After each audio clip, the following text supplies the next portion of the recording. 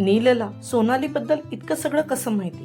ज्या गोष्टी तिने कधी कोणाला सांगितल्या नाही, तिच्या आवडीनिवडी, तिचे छोटे छोटे सिक्रेट, हा फक्त एक योगायोग आहे की यामागे दडलेलं काही जुनं न उलगडलेलं सत्य? कधी कधी आयुष्यात काही भेटी अशा असतात ज्या साध्या वाटतात, पण त्या भेटींमागे लपलेली असते एक कथा जी आपल्याला अजून माहीत नसते.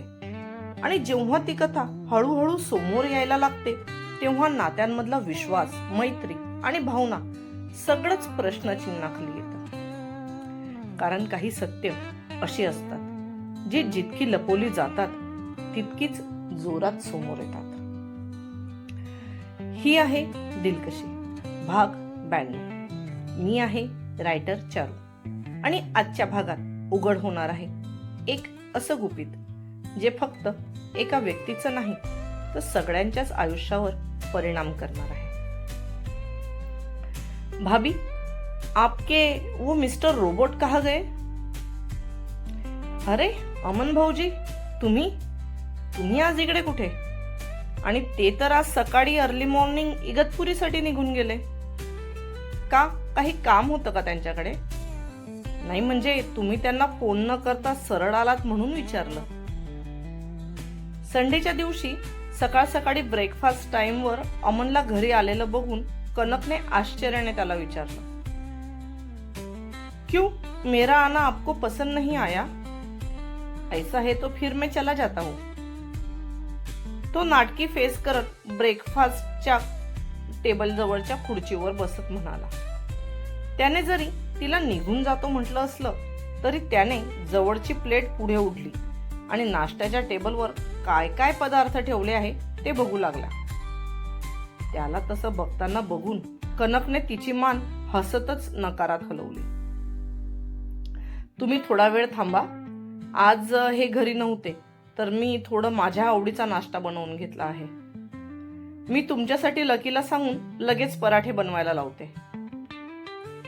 समोर ठेवलेले बटाटे वडे, फाफडा जलेबी, ढोकळा, कांदा भजी हे सर्व प्रकार बघून त्याच्या भुवया आकसल्या गेल्या आणि मग कनकला तिने केलेली मोठी चूक लगेच लक्षात आली. तिने पराठा म्हटल्यावर त्याने मान होकारात हलवली. तसं तिने लगेच लकीला किचनकडे पराठा बनवायला पळवले. पण आता तिच्या समोर एक मोठा प्रश्न होता की या नाश्त्याबद्दल ध्रुवला काही समजलं नाही पाहिजे. ती तिच्याच विचारात होती की अमन तिला म्हणाला, भाभी, हे सगळं तुम्हाला आवडतं? नाही म्हणजे एवढं ऑइली आणि स्वीट खाणं तब्येतीसाठी चांगलं नाही. तो त्या सर्व पदार्थांकडे कसा तरी चेहरा करून बघत तिला म्हणाला. तसं तिने फटाफट सर्वांवर झाकणं ठेवून दिली. स्वतः तर काही खात नाही आणि दुसऱ्यांच्या खाण्यावर पण नजर ठेवतात. आता यांनी ध्रुवला काही सांगितलं नाही म्हणजे झालं.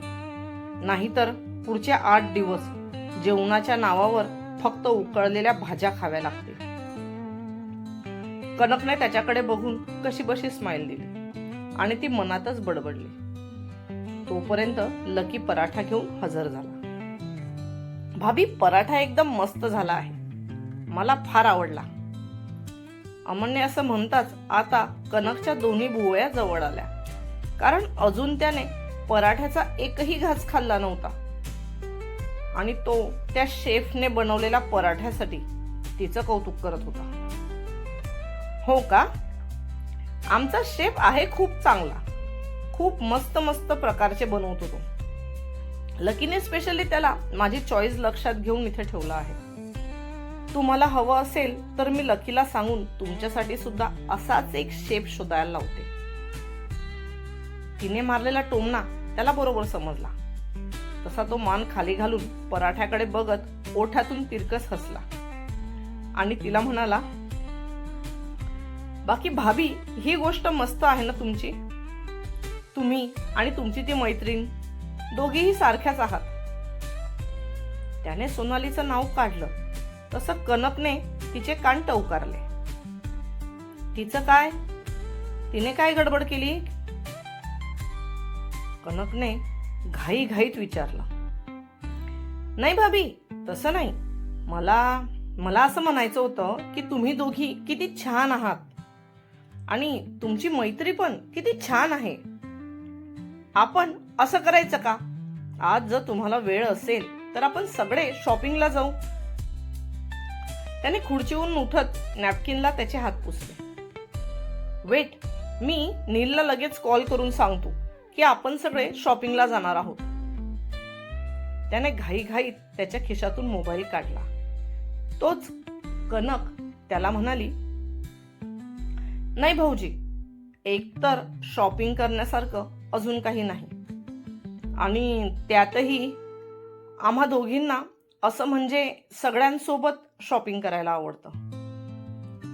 तिने सांगितलं तसं त्याला तिची गोष्ट कळली नाही हे त्याच्या चेहऱ्याकडे बघून तिला समजलं आणि ती पुन्हा परत त्याला समजावत म्हणाली, म्हणजे बघा, आता तुम्ही येणार म्हटल्यावर तुम्ही पूर्ण मॉल खाली करून घेणार आणि सोबत तुमचा ताफा पण येणार. मग त्या पूर्ण मॉलमध्ये फक्त आपण 4 डोके शॉपिंग करत फिरायला. मग याला थोडीच शॉपिंग म्हणतात. आम्हा दोघींना पण असं गर्दीमध्ये जाऊन शॉपिंग करायला आवडते आणि गर्दीमध्ये जाऊन शॉपिंग करणं तुमच्या सेफ्टीसाठी ठीक राहणार नाही. त्यापेक्षा आपण शॉपिंगचा प्लॅन कॅन्सल करू. अरे, असं कसं कॅन्सल करू? मी म्हटलं ना, आपण सगळे शॉपिंगला जाऊ. हवं तर तुम्हाला हवी त्या प्रकारात शॉपिंग करू. आणि राहिला माझ्या सिक्युरिटीचा, तर वो बात हम देख लेंगे. आप बस तैयारी करो. और हाँ, अपने दोस्त को भी बुलाना मत भूलना. त्याने दरवाजातून बाहेर पडता पडता तिला जोरात ओरडून सांगितलं. तसं तिने हसत तिची मान नकारात हलवली. सोनाली, अगं काय करते आहेस? पुढे बघून व्यवस्थित चाल ना.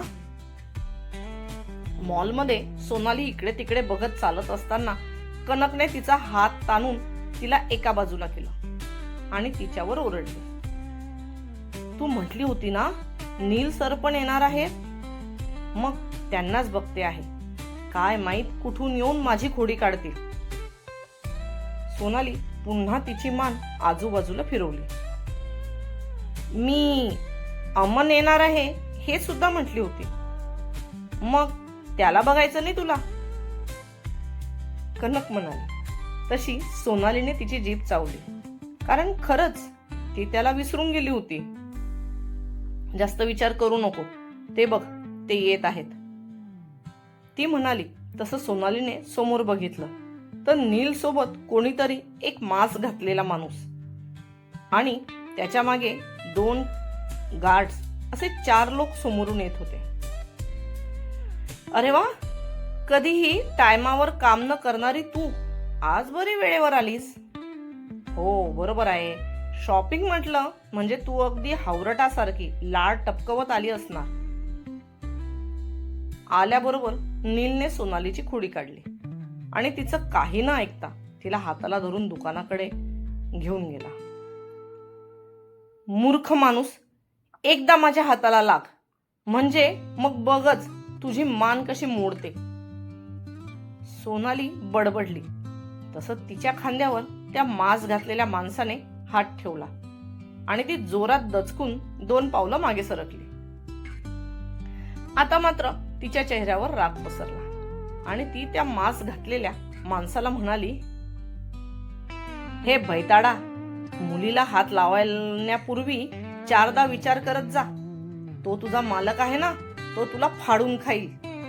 काय रस्त्यावर पडलेली प्रॉपर्टी समजला का येऊन डायरेक्ट टच करायला? हा हा हा, हे बाकी एकदम मस्त होतं. म्हणजे तुझी या शब्दांनी कोणी स्तुती केली नसेल जी तुला आज आमच्या लाडक्या हडळकडून ऐकायला मिळाली. ती त्याला अजून काही बडबडेल त्याआधी तिच्या मागून नील हसतच पुढे आला आणि त्या मास्क घातलेल्या माणसाला म्हणाला.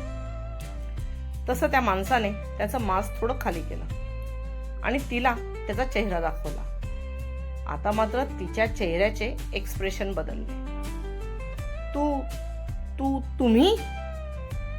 तिच्या तोंडातून तर हेच काही शब्द कसे बसे निघाले. हो मीच. तू अजून दुसरं कोणाला एक्सपेक्ट केलं होतं का? अमन तिला रागात म्हणाला आणि तो कनक गेली होती त्या दुकानाकडे तिच्या मागे मागे निघून गेला. अरे यार, हे सगळं ना तुमच्यामुळे झालं. नाही तुम्ही येता बरोबर मला चिडवलं असतं आणि नाही मी रागात त्यांच्यावर खवळली असती. अमनला जाताना बघून सोनाली नीलवर चिडली. अरे मी काय केलं? मी थोडीच तुला सांगितलं की तू त्याला शिव्या घाल. त्याने त्याचे खांदे उडवत म्हटलं. हो, पण तुम्हाला पहिले सांगता आलं नाही की तो तुमचा मित्र आहे म्हणून. मला वाटलं की या बॉडीगार्ड मधलाच कोणीतरी असेल. बरं बरं, इतकं टेन्शन घेऊ नको. चल आपण पण त्यांच्यासोबत जाऊ, शॉपिंग करू. त्याच्या रागाचं काही नसतं, थोड्या वेळात आपोआप शांत होऊन जाईल. त्याने तिच्या खांद्यावर हात टाकला आणि तिला हळूहळू समजवत दुकानाकडे घेऊन जाऊ लागला. ठीक आहे, पण मग तुम्ही पण आता माझी मदत कराल त्यांचा राग काढायला. एकतर त्यांना भेटण्यासाठी मला केवढी मेहनत करावी लागते आणि त्यात सुद्धा जेव्हाही भेट होते तेव्हा असंच काहीतरी होऊन जातं. तिने अगदी लहान मुलासारखं तोंड करून त्याला सांगितलं. तसं त्याला तिचं हसायला आलं, पण जर तो आता हसला असता तर तिने नक्कीच रडून दिलं असतं. म्हणून त्याने चेहऱ्यावर कोणतेही एक्सप्रेशन न दाखवता त्याची मान फक्त होकारात हलवून तिला सहमती दिली. भाभी आप ये रखो, आप पर ये बहुत ही अच्छा लगेगा. कनक कपड्यांचा ढीग लावून बसली होती, पण तिला त्यात काही विशेष असं आवडत नव्हतं. म्हणून मग अमनने त्याच्या पसंतीचं एक टॉप उचलून तिला देत सांगितलं. नाही, ऍक्च्युली याच्यात जे टॉप मला आवडतं आहे ते सगळेच ध्रुव माझ्यासाठी घेऊन आले आहेत, त्यामुळे आता काय घ्यावं हाच विचार करते आहे. ती म्हणाली. तेवढ्यात नील आणि सोनाली पण त्या दोघांना जॉईन झाले. I am really very sorry, माझ्या लक्षात आलं नाही की ते तुम्ही होते. मला वाटलं कोणता गार्ड असेल. सॉरी ना बाबा, आता सोडून पण द्या. सोनाली अमनच्या बाजूला उभी राहत त्याला मचका मारत म्हणाली.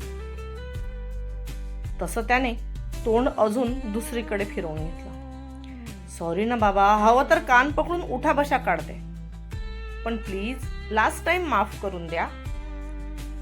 तिने त्याच्या समोर येऊन उभे राहत तिचे दोन्ही कान हातांनी पकडले आणि खाली मान घालून इनोसंट फेस करत त्याला म्हणाली. तसंच आता तिच्या त्या क्यूट अशा फेसवर त्याला तिचे किती लाड करू आणि किती नाही असं झालं. त्याने एक स्माइल करत तिला माफ केल्याचं सांगितलं. मग त्या चौघांनी मस्त त्यांची शॉपिंग सुरू केली. कनकला जरी टॉप आवडले नसले तरी तिने बाकी मॅचिंग ज्वेलरी मात्र घेतली. बस कर, अजून किती शॉपिंग करशील तू? अशी शॉपिंगच्या मागे लागली आहे जसं काही आयुष्यात ही तुझी शेवटची शॉपिंग आहे. सोनालीने पूर्ण मॉल फिरून गार्डच्या प्रत्येक हातात शॉपिंगच्या पिशव्या दिल्या होत्या, तरी सुद्धा तिचं मन भरत नव्हतं. आता ही ती एका दुकानाच्या समोर उभं राहून काहीतरी घेण्याचा विचार करत होती. ते नील मागून येत तिला म्हणाला.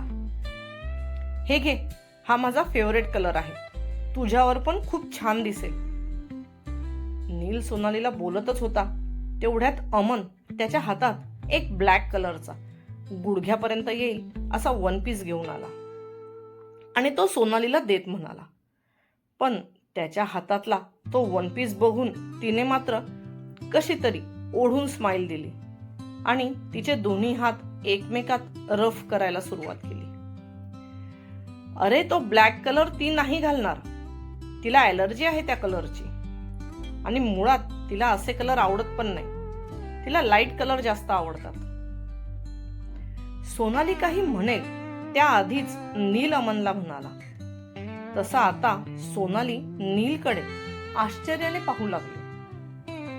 कारण तिला काय आवडतं काय नाही याबद्दल तिने नील सोबत कधी चर्चा केलीच नव्हती.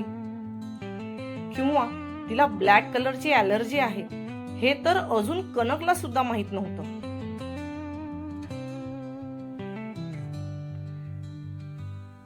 तो ब्लॅक ड्रेस एक छोटीशी गोष्ट वाटत होती, पण आता तीच बनली होती एका मोठ्या गुपिताची सुरुवात.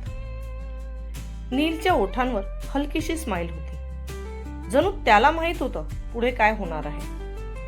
पण खरा प्रश्न अजूनही तसाच आहे. नीलला सोनालीबद्दल इतकं सगळं कसं माहित, आणि या सगळ्यांमागे नक्की लपलंय तरी काय?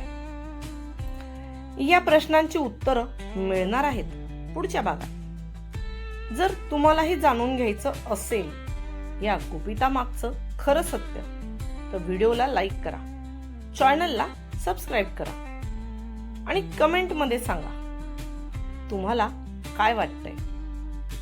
नीलचं खरं कनेक्शन काय असू शकतं सोनाली सोबत? मी आहे रायटर चारू. पुन्हा भेटूया दिलकशीच्या पुढच्या भागात. कारण काही गुपितं उशिरा का होईना पण उघड होणारच असतात.